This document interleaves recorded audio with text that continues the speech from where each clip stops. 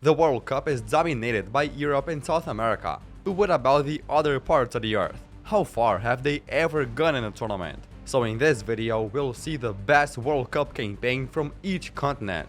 Starting with Africa, they had already hosted a World Cup, where Ghana reached the quarterfinals but got eliminated. It seemed like no African team would ever go that far again. But in the 2022 World Cup, Morocco showed that they were there to make things differently. Whipped in, oh, it's gone in this time! Will this one count? Many people thought they wouldn't even make it out of the group stage. In their group was Belgium, the third place at the last World Cup, Canada and Croatia, the current World Cup runners-up. But in their very first match, Morocco managed to hold Croatia to a draw. So qualification would be decided in the game against Belgium. And that's when Morocco showed they were about to make history, winning by 2-0. And in the end, they defeated Canada to qualify to the round of 16 on top of the group.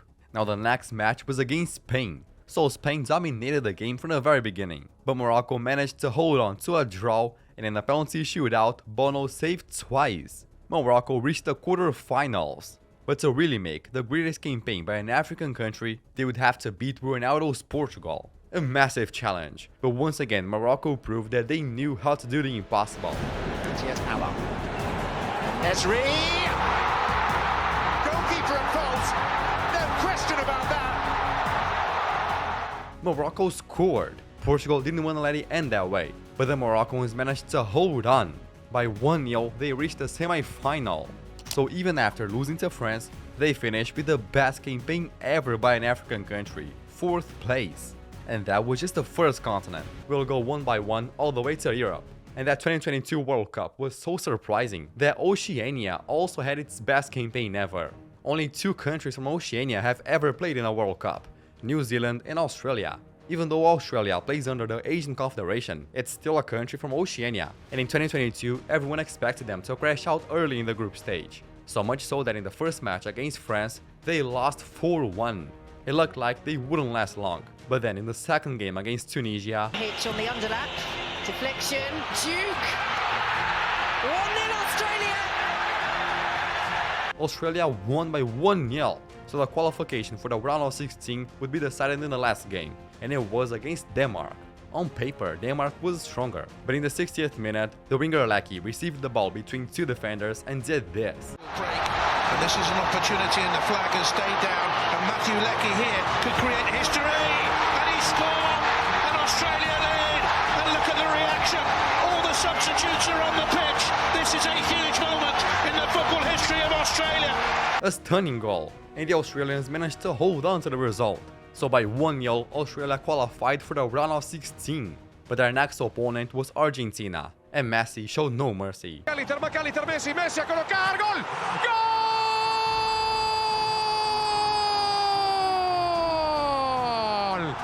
Then Argentina doubled their lead with Julian Alvarez. But if anyone thought Australia was done, in the 77th minute they scored.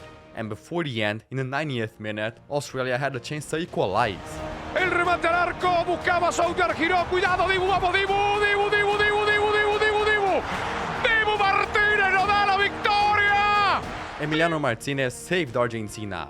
So by 2-1, Australia was eliminated. Because of one save, they didn't go to extra time against the future champions, making it the best campaign by a country from Oceania. 2 wins and an 11th place finish. But if Oceania is the smallest continent, let's move on to the biggest one, Asia. That had its best and also its most controversial campaign at the same time. Back in 2002, the tournament took place in South Korea and Japan, so the fans of both countries had high expectations. But Japan was knocked out in the round of 16. Now South Korea was different. In the group stage, they were drawn with the United States, Poland and Portugal. A really tough group. But against Poland, South Korea pulled off a surprise.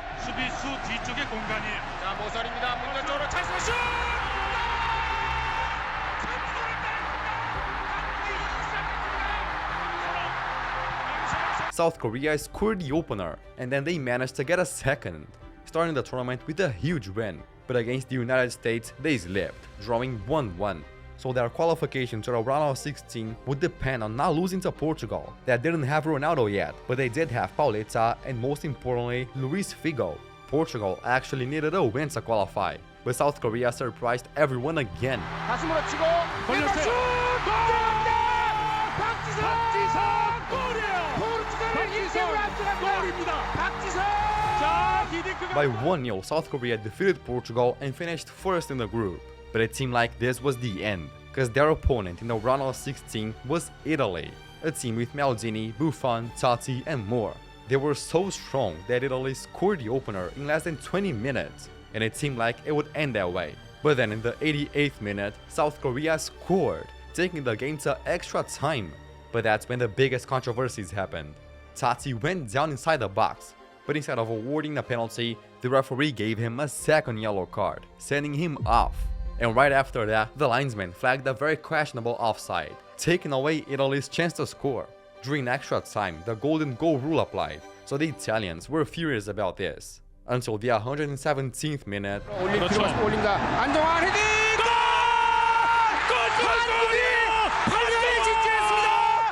with a header, South Korea defeated Italy to reach the quarterfinals.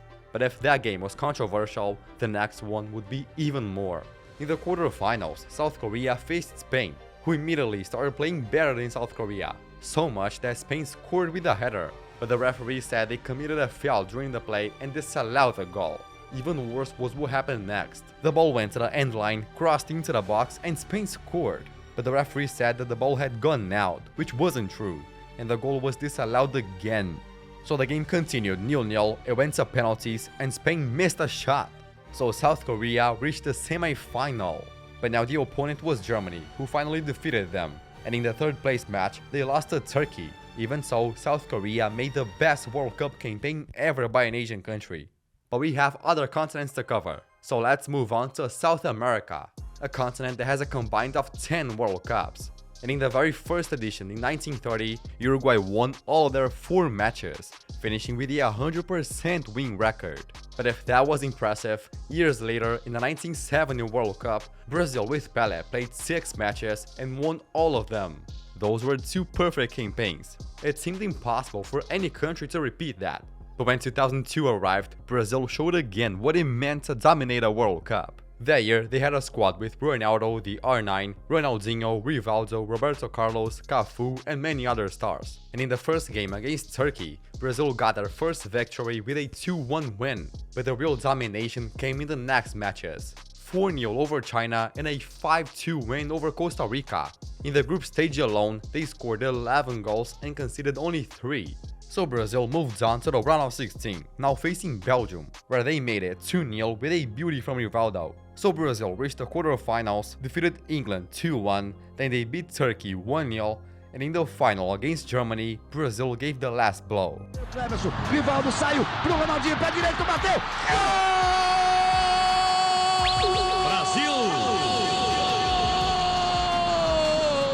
Brazil were crowned champions with a 2-0 win, finishing their World Cup with 7 wins in 7 matches, 18 goals scored and only 4 conceded. In the entire knockout stage, they conceded only 1 goal. Absolutely incredible. Now let's leave South America to move on to Central America. Yes, it is part of North America, but it's also a subcontinent, and their best campaign happened in 2014, when a Central American country became one of the biggest surprises in World Cup history. When the group stage draw happened, all eyes were in the so-called Group of Death, with England, Italy and Uruguay, 3 world champions and also Costa Rica, which no one was paying much attention to. Everyone thought a world champion would be eliminated along with Costa Rica. But when the first match came, Costa Rica scored in the 54th, 57th and 84th minute, making it 3-1 against Uruguay. However, to qualify, they'd still need another victory. So in the next match against Italy, Costa Rica did the impossible again. Para Junior Díaz, tiene tiempo, acaba centrando, Brian.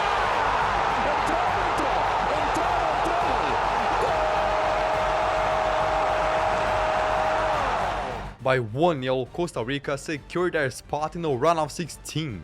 Then in the next game, they drew with England, coming out of the Group of Death unbeaten.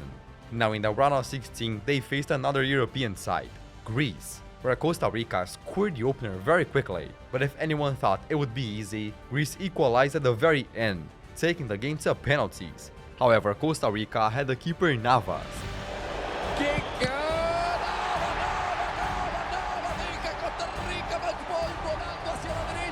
by 5-3 on penalties, Costa Rica qualified to the quarterfinals. Now their opponent was the Netherlands, but Costa Rica managed to hold the pressure and held the draw. Once again, the game went to penalties, but this time the one who stood out was the Dutch goalkeeper. Costa Rica was defeated without losing a single match and finished with the best campaign in history for a Central American. Now moving up in the map, we arrive at the 2026 hosts, North America, and the United States actually has already got a bronze medal. But it was long ago, in 1930. At that time, the United States just had to defeat 2 teams to reach the semifinals, where they lost 6-1 to Argentina. So the best performance from a North American country actually happened decades later, in 1986. In that World Cup hosted in Mexico, the home team had a strong squad, with one of the players being Hugo Sanchez, the Spanish league's top scorer and Real Madrid player. So they were drawn into a group with Iraq, Paraguay, Belgium, and in the first match, Mexico defeated Belgium by 2-1. That was a huge win, because in that year, Belgium ended up finishing in the top 4. Then after Belgium, they drew with Paraguay and defeated Iraq. So Mexico finished on top of the group. Now in front of them, in the round of 16, there was Bulgaria, a team that could actually give them trouble. But Mexico was so inspired that they did this.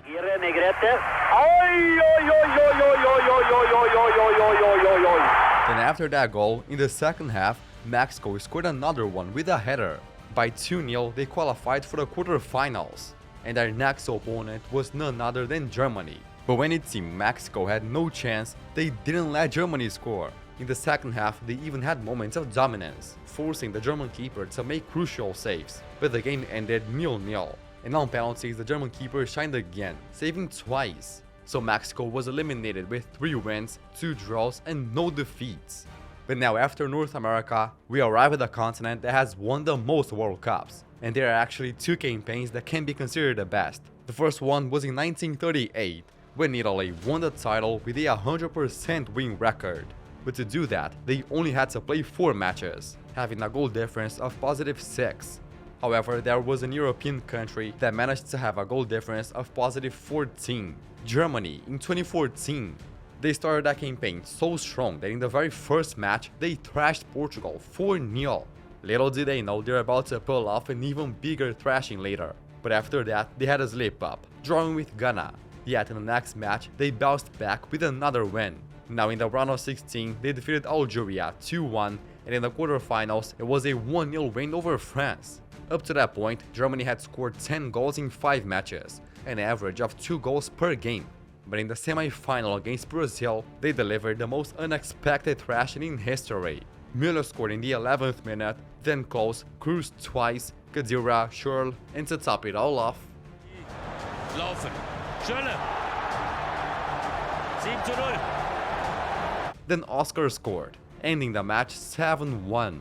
Germany made the biggest thrashing ever against a host nation and advanced to the final to face Argentina, where they won with a goal from Götze. In 7 games, Germany won 6, drew 1, scored 18 goals and conceded only 4. A truly dominating campaign. So what did you think of this video? If you enjoyed it, I think you're gonna like this one too. Thanks for watching and bye!